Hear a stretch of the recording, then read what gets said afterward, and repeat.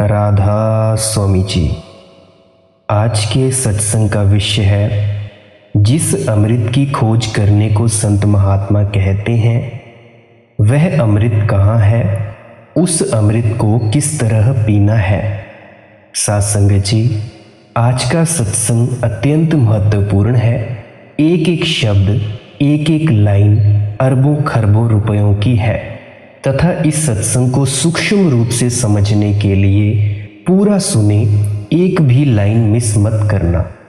आज मैं यही समझाने की चेष्टा करूंगा गुरु रामदास जी की वाणी के हिसाब से। तो चलिए आज के सत्संग का रसपान करते हैं। जो संत महात्मा हैं, गुरु साहिब जी फरमाते हैं, हमें उनकी संगति और सोहबत करनी है। जो वो अमृत है वो कहाँ है, किस तरह पीना है, उसको हमें गुरु की संगति में जाकर ही उसका भेद पता चलेगा।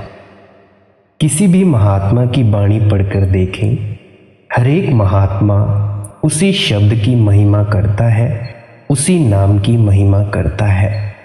दुनिया के अंदर कभी कोई महात्मा कौम या मजहब बनाने के लिए नहीं आते, ना कभी हमारे हाथों में तलवारें और बंदूकें देने आते हैं, ना ही वे मजहबों मुल्कों की हुकूमत करने के लिए आते हैं। महात्मा तो हमारे अंदर मालिक से मिलने का शौक पैदा करने और तरीका समझाने बताते हैं। वे हमें बताते हैं कि किस तरह राम नाम की ज्योति को अपने अंदर ही दर्शन करने हैं, किस प्रकार उस अमृत को पीकर अमर होना है। अब जरा इस सत्संग को और ध्यानपूर्वक सुनिएगा। हम दुनिया के जीव उन महात्माओं के जाने के बाद बाहिरमुखी हो जाते हैं, कर्म कांडों में फंस जाते हैं।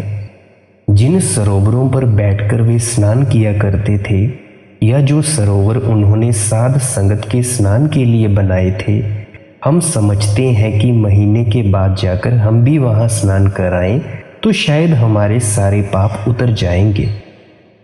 जो ग्रंथ पोथियां उन्होंने हमें बाहरी भ्रमों से निकालने के लिए, हमारे अंदर नाम की कमाई करने का शौक और प्यार पैदा करने के लिए लिखी थी, हम समझते हैं कि दिन रात उन्हीं को पढ़ने से ही हमारा ख्याल शब्द या नाम के साथ जुड़ जाएगा। हम सदा बाहर के भ्रमों में उलझने की कोशिश करते हैं। जिन स्थानों पर वे महात्मा ज्योति ज्योत समाये थे, उन स्थानों पर समाधियां बनाकर माथे रगड़ते हैं कि शायद ऐसा करने से ही, या उनकी खड़ाओं को पूजने से, उनकी मूर्तियों की भक्ति करने से ही हम मुक्ति प्राप्त कर सकते हैं, या उनके कपड़ों को हाथ लगाने से ही मुक्ति प्राप्त हो जाएगी, या उस मिट्टी को ही माथे पर मलकर मुक्ति प्राप्त कर लेंगे। एक बात आपको बड़ी अत्यंत रूप से सूक्ष्म सीक्रेट रहस्य बताना चाहूँगा। किसी भी महात्मा की जहाँ पे समाधि हो, पूर्ण महात्मा की जहाँ कहीं पे भी हो, तो आपने क्या करना है कि आपको ध्यान में और ज़्यादा मदद मिल सके, आपने कोई भी समाधि खोजनी है। अगर आपने खोज ली तो वहाँ पे बैठें। पहले आपने बैठना है। कोई भी माथा रगड़ने की, प्रणाम करने की, दुआ सलाम करने की ज़रूरत नहीं है। बस वहाँ पे बैठकर भजन सिमरन का अभ्यास करना है।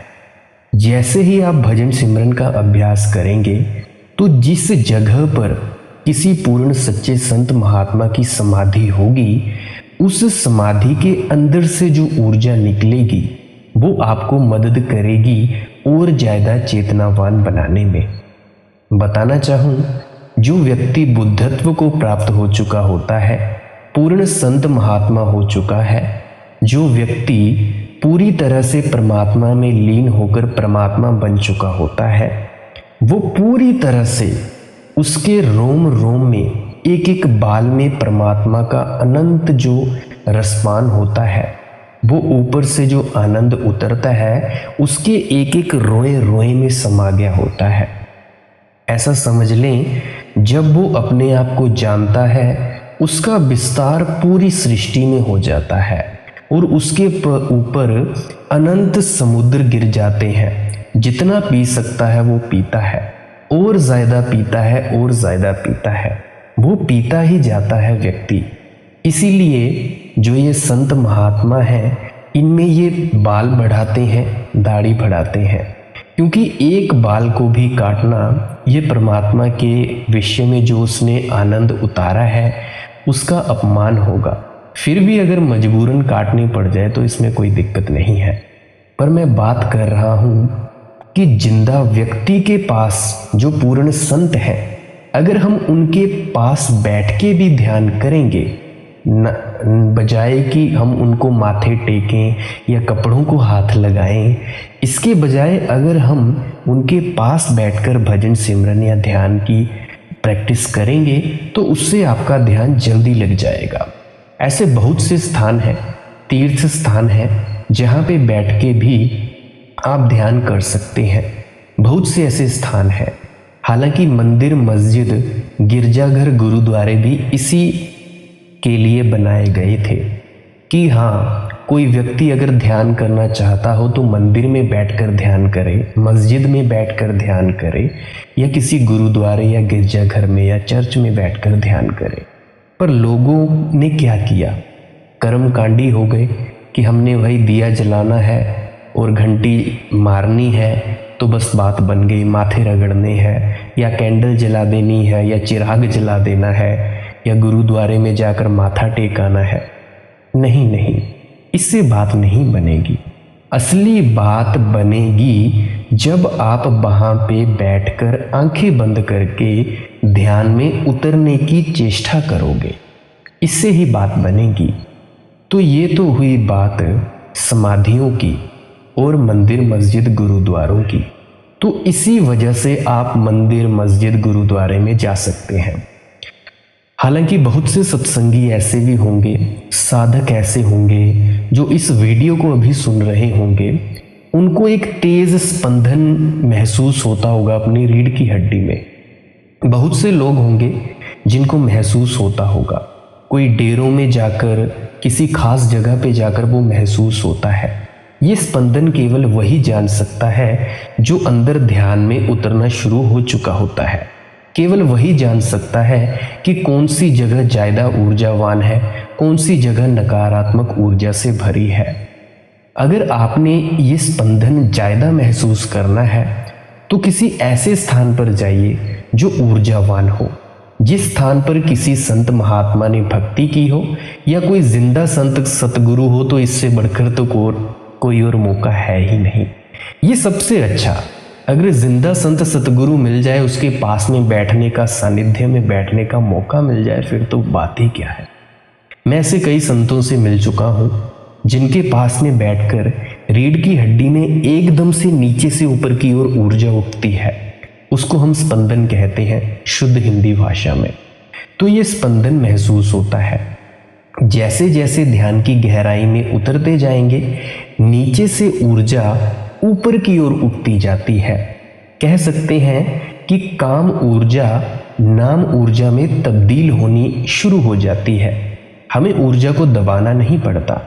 ऊर्जा के मुख्य रूप से 5 रूप हैं, जैसे हमारे शरीर में है। उनको बाकी बहुत से संत महात्मा विकार भी कहते हैं। काम, क्रोध, लोभ, मोह, अहंकार। करीब करीब हमारे शरीर में ये 5 तरह की ऊर्जाएं हैं। जब इन ऊर्जाओं को आप इकट्ठा करके तीसरे तिल पर लेके जाओगे तो होगा क्या?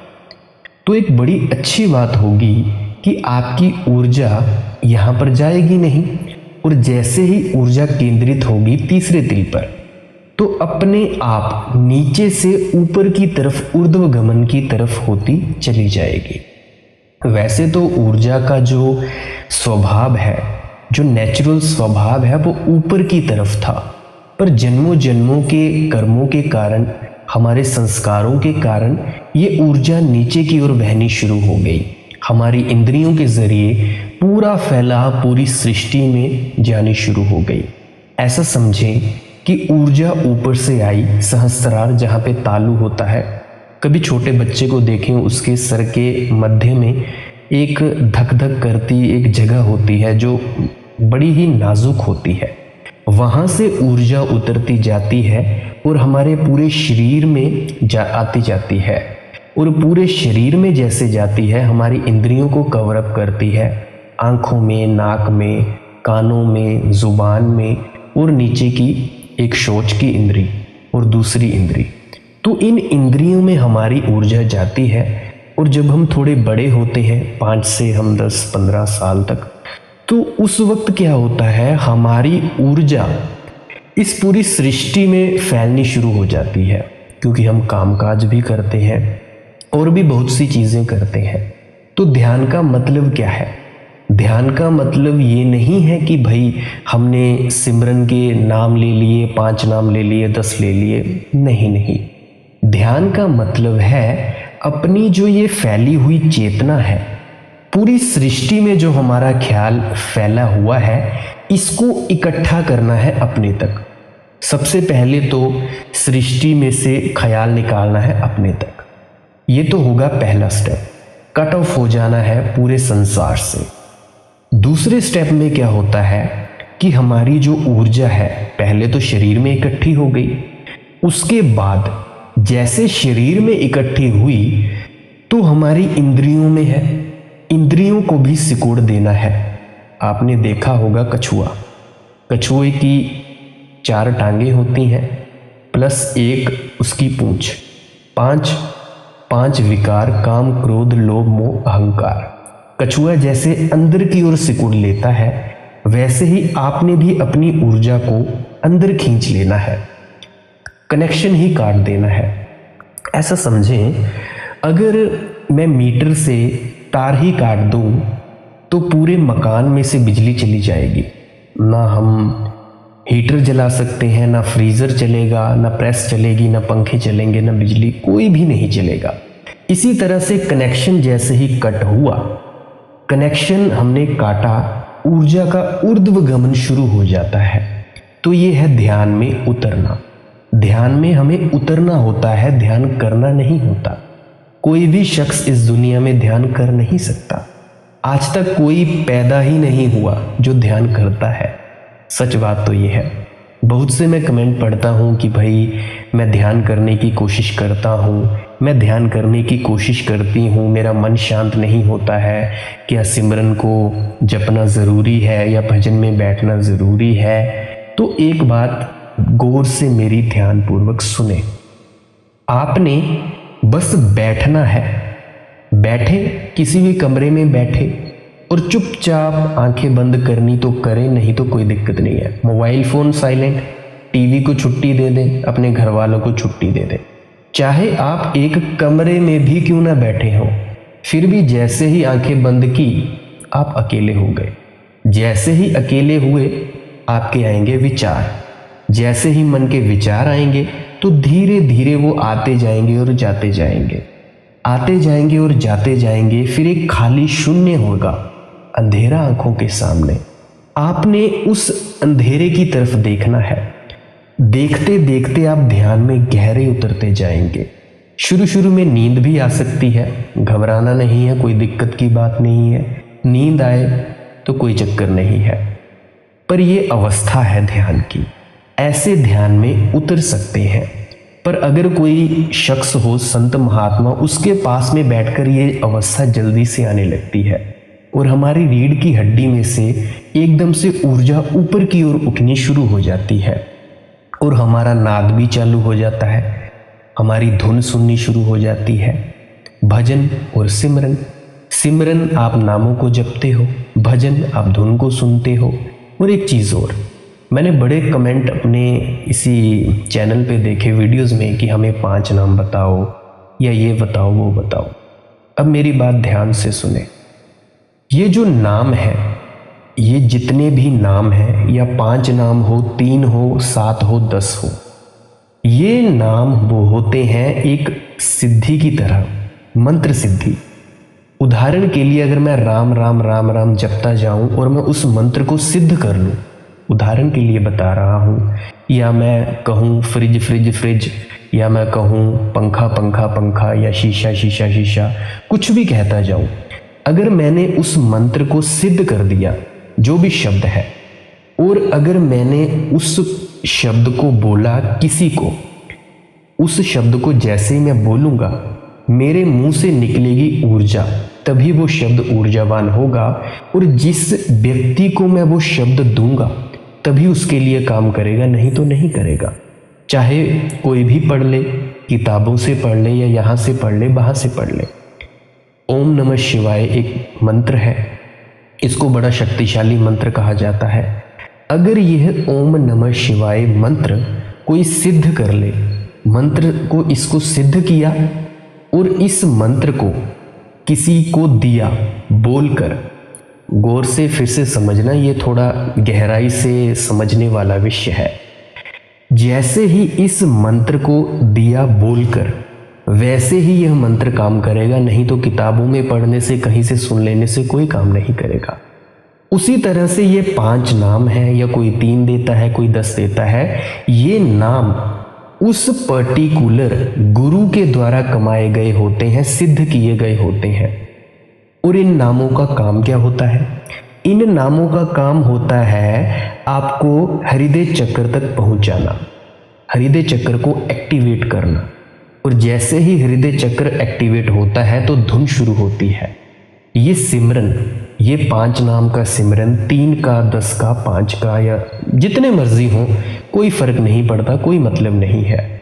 ऐसा मत समझें कि वही 5 नामों वाला ही असली गुरु है, 3 वाला नहीं है, 10 वाला नहीं है। नहीं नहीं, कोई दिक्कत की बात नहीं है। गुरु वही है जो धुन का ज्ञान दे। गुरु मिले जो धुन का भेदी।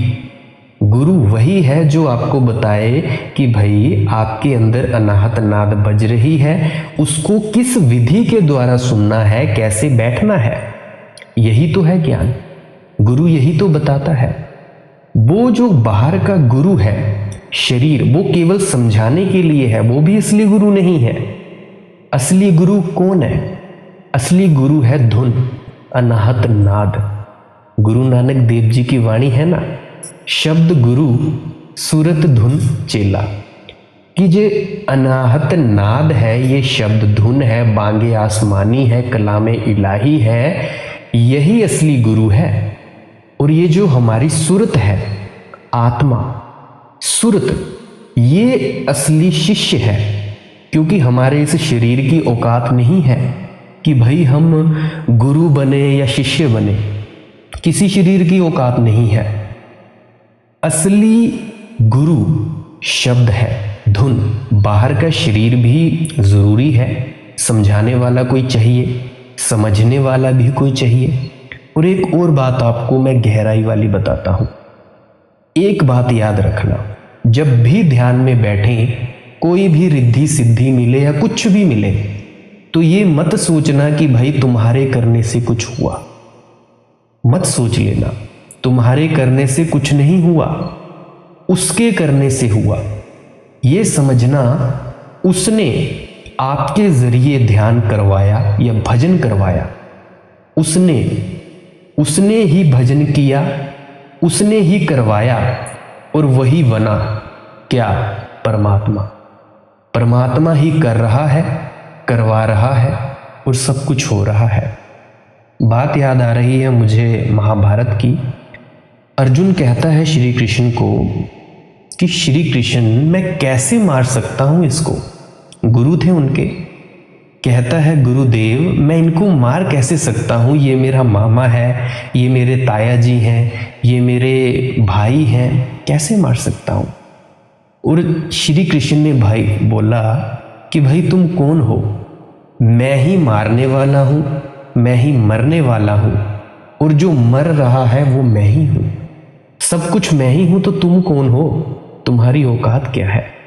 तो इसीलिए कभी मत ये समझना रिद्धि सिद्धि भी मिल जाए तो बकवास करने मत लग पड़ना लोगों के सामने कि भाई मैं ऐसा कर सकता हूँ या ऐसा कर सकती हूँ, मैं लोगों के विचार पढ़ सकती हूँ, या मैं लोगों को ठीक कर सकता हूँ या कर सकती हूँ। नहीं नहीं, चुपचाप बैठे रहना है। या बाक सिद्धि मिल जाए कि जो बोले वो सच, जुबान पर कंट्रोल ज़रूर करना। बाद में ये आपके लिए बड़ी मुश्किल हो सकती है, मेरे लिए भी हुई। सो उस वक्त मुझे कुछ पता नहीं था। गुरु के बिना तो भाई ऐसा ही होता है। तो अब जब गुरु मिले तो उन्होंने बताया कि भाई इस वक्त तक चुप रहना होता है, इस वक्त तक ये करना होता है, तो ये सब गुरु ही बताता है। शारीरिक समझाने वाला तो चाहिए। सो खैर, ये तो थी गुरु और समाधि की या हमारे भजन सिमरन की बातें। पर हम क्या करते हैं? हम बाहरमुखी हो जाते हैं, कर्म कांड में उलझने की कोशिश करते हैं। अब देखें, महात्माओं ने अपनी जिंदगी के 50-50, 60-60 साल भ्रमों को निकालने में लगाए, लेकिन हम उनके जाने के बाद क्या करते हैं? फिर से भ्रमों में फंसने की कोशिश करते हैं कि भाई जी 3 नाम अच्छे नहीं, 5 नाम अच्छे हैं, या 10 नाम ले लें, वो फलाना गुरु सही है, वो गुरु गलत है। देखो, गुरु जैसा भी है, बस भक्ति करो, श्रद्धा भाव करो, झुक जाओ। गुरु चाहे जैसा मर्जी है, पाखंडी ही क्यों ना हो, आपने उससे कोई लेना देना नहीं है, आपने सिर्फ झुकना है। तिब्बत में एक परंपरा थी कि वहां पे जो शिष्य है उसको अपने गुरु के समक्ष 5000 सालों 5000 बार झुकना पड़ता है। एक दिन में 5000 बार। देखो, झुकने से ही बात बन जाती है। इतना ध्यान लग जाता है जिसकी कोई लिमिट ही नहीं है। तो ये क्या है? झुकना। किसी के आगे झुकते हैं तो हमारा अहंकार झुकता है, मरता है अहंकार। ऐसा नहीं है तिब्बत में कि भाई गुरु पास में ही हो तभी झुकना है। कभी लकड़ियां काटने जा रहे हैं जंगल में, गुरु की दिशा जहां पे है वहां पे ही उस दिशा में जाकर झुकना है, झुकते रहना है कि भाई झुकना है। झुकने से ही इतना ध्यान लग जाता है। तो इसकी फिक्र नहीं करनी है कि गुरु पाखंडी है, ढोंगी है, ये है, वो है। बस आपने झुकना है। झुकने से ही बात बनेगी। जैसे ही झुके, अहंकार मिटा, परमात्मा सामने। ये जो आपका झूठा मैं है, मैं लेके बैठे हो आपकी, मैं शरीर हूं, मैं ये हूं, मैं वो हूं, मिट जाएगा। तो यही चीज है, झुकना जरूरी है। तो ये जो गुरु होते हैं, ये जिस चीज की ओर हमारी ध्यान और तवज्जो को ले जाते हैं कि इधर से ध्यान को मोड़कर शरीर के अंदर प्रवेश करो और 9 द्वारों में से ख्याल को निकालकर आंखों के पीछे इकट्ठा करो, फिर तुम अमृत पा सकोगे, फिर तुम उस ज्योति के दर्शन कर सकोगे। हम क्या करते हैं? उस रास्ते पर चलने की कोशिश नहीं करते। सच बात बताऊं, शब्द या नाम कहीं बाहर नहीं है। हजारों घंटियां बजा लो, शंख नाद कर लो, हजारों म्यूजिक लगा लो, बाहर नहीं मिलेगा, अंदर मिलेगा। शुरुआत में कानों से सुनाई देता है वो, पर आ रहा होता है माथे के बीच में से। उस अमृत को महात्माओं ने कई लफ्जों से याद किया है। ये जितने भी हमारे लफ्ज हैं जो अपने अपने प्यार में परमात्मा के रखे हुए हैं, अल्लाह, राधा स्वामी, कोई परमात्मा, हरि ओम, परमेश्वर, ये लिखने पढ़ने बोलने में आ जाते हैं। पहले तो हमारे कितने ही देश हैं, करीब करीब 200 या 300 के करीब होंगे। एक एक देश की कितनी कितनी ज़बानें हैं, हर एक ज़बान में कितने कितने शब्दों के साथ दिन रात परमात्मा को याद करते हैं। हमारे दिए हुए सारे नाम वर्णात्मक शब्द हैं, समझाने के लिए हैं। ये हमारे लिखने, पढ़ने और बोलने में आ जाते हैं। हम हर एक शब्द का इतिहास खोज सकते हैं, मियाद मुकर्रर कर सकते हैं। कोई शब्द 100 साल पुराना है, कोई 500 साल पुराना है, कोई 1400 साल पुराना है, कोई इससे भी अधिक पुराना है। इससे पहले के इतिहास का तो पता ही नहीं चलता, लेकिन जिस शब्द अनाहत नाद शब्द धुन की महात्मा महिमा करते हैं, वह आंखों से देखा नहीं जा सकता, कानों से सुना नहीं जा सकता। हालांकि प्रतीत होता है कि वही कानों से सुन रहे हैं हम, राइट वाले, जो हमारा राइट कान होता है। मुंह से वह बोला नहीं जा सकता। हजूर महाराज जी अनलिखा कानून, अनरिटन लॉ और अनबोली भाषा, अनस्पोकन लैंग्वेज कहकर समझाया करते थे। उसी नाम के आधार पर हमारे खंड ब्रह्मांड खड़े हैं। उसी नाम के आधार पर सारी दुनिया की रचना हुई है। आगे चलकर आप देखें कि जब तक हम नाम के अंदर नहीं समाते, अपने आप को उसके अंदर लीन नहीं करते, तब तक हम मुक्ति हासिल नहीं कर सकते। जन्म मरण के दुखों से छुटकारा हासिल नहीं कर सकते। जो नाम है वह हमारे सबके अंदर आंखों के पीछे दिन रात बज रहा है। किसी के घंटी की टन ऐसे, कोई झिंगुर की आवाज के जैसे बज रहा है, सीटी जैसी आवाज, तेज सन्नाटे जैसी। हमारा रूहानी सफर है, पैरों के तलवों से शुरू होता है और सिर की ऊपरी चोटी तक जाकर खत्म होता है। 2 मंजिलें हैं इसकी, एक आंखों तक, दूसरी इससे ऊपर। हमारे शरीर के अंदर जो आत्मा और मन की जगह है वह सबकी आंखों के पीछे है। कभी कोई चीज़ हमें भूल जाए, याद करनी हो तो हमारा हाथ अपने आप अपने सिर के आगे चला जाता है। कोई भी भूली हुई चीज़ को याद करने के लिए हम टांगों या पैरों पर हाथ नहीं मारते। इस जगह पर सोचने के साथ बड़ा गहरा संबंध है। यहाँ से ख्याल उतरकर माथे के बीच में से 9 द्वारों के जरिए सारी दुनिया के अंदर फैला हुआ है। इसे फैले हुए ख्याल को गुरुमुखों की बताई हुई युक्ति और तरीके के अनुसार वापस लाकर आंखों के पीछे इकट्ठा करना है। जिस समय आंखों के पीछे ख्याल को इकट्ठा करते हैं, फिर पता चलता है कि वह मीठी से मीठी, सुरीली से सुरीली आवाज जो कि मालिक से दरगाह से उठती है, हम सबके अंदर धुनकारे दे रही हैं। सच कहूं तो शहद सबसे मीठा होता है। एस्प्रिन शुगर आम शुगर से 500 गुना मीठी होती है, वो भी फीकी लगनी शुरू हो जाती है। अपने ख्याल को उस आवाज के साथ जोड़ना है जिसको कोई शब्द, नाम, आकाशवाणी, कलमा, बांगे आसमानी कह देता है। कोई वर्ड लोगोस कहकर बयान कर देता है। पूरी बाइबल में उसे वर्ड कहा गया है, लोगोस कहा गया है, लिविंग वाटर कहा गया है, चेतन जल कहकर बयान किया गया है। हम इन लफ्जों के चक्कर में फंसे हुए हैं। ये लफ्ज जिस चीज की महिमा करते हैं, उस चीज को कभी अपने अंदर खोजने की हम कोशिश नहीं करते। गुरु साहिब फरमाते हैं, गुरुमुखों की संगति में ही जाकर इन भ्रमों में से निकल सकते हैं। इसीलिए तुक तुक में बार बार जोर देते हैं कि गुरुमुखों की सोहबत करनी है, साधुओं, संतों, महात्माओं की संगति करनी है। इससे ही हमारा पार उतारा हो सकता है। गुरु रामदास जी का कथन है, जो वचन गुरु सत सत कर माने, तिस आगे काट धरी जय। फरमाते हैं, गुरुमुखों की संगति और सोहबत से फायदा कौन उठाता है? वे ही जो उनके वचनों को सच मानते हैं, उनके वचनों पर भरोसा करते हैं, विश्वास करते हैं, उनके समझाने के अनुसार अपने जीवन को ढालते हैं, अपना जीवन व्यतीत करने की कोशिश करते हैं। जो लोग शब्द की कमाई करते हैं, नाम की कमाई करते हैं, वे ही उनकी संगति का फायदा उठा सकते हैं।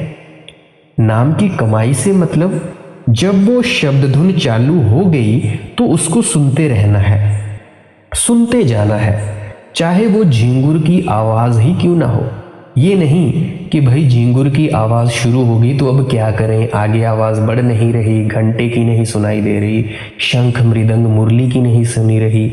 नहीं, जो आवाज है उसको ही सुनते रहना है।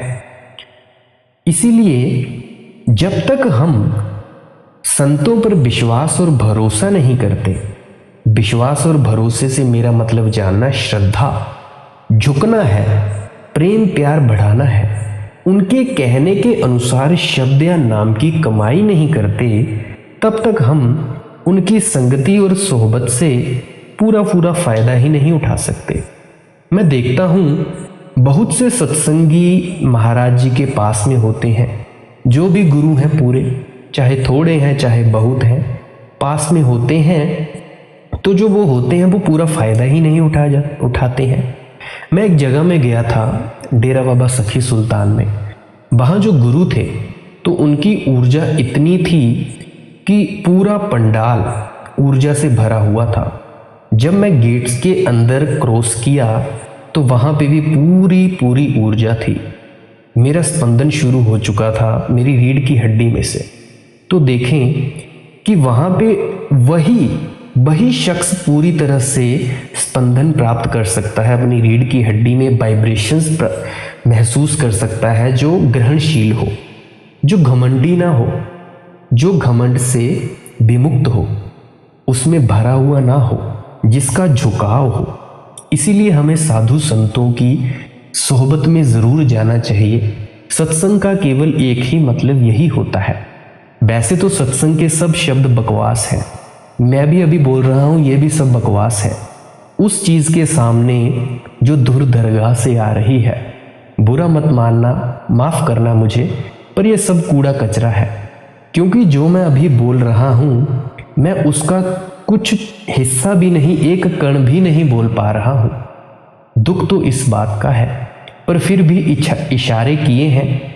अगर आप समझ सकते हैं तो समझ लेना, नहीं पता लगे तो पूछ लेना, कमेंट सेक्शन में पूछ लेना, और मैं अभी नंबर दे रहा हूँ अपना डिस्क्रिप्शन में। और गौर करना, मैं किसी की बीमारियाँ ठीक नहीं करता हूँ, और ना ही मैं मुकदमे ठीक करता हूँ, ना ही कोई ज़मीन जायदाद के झगड़े सुलझाता हूँ।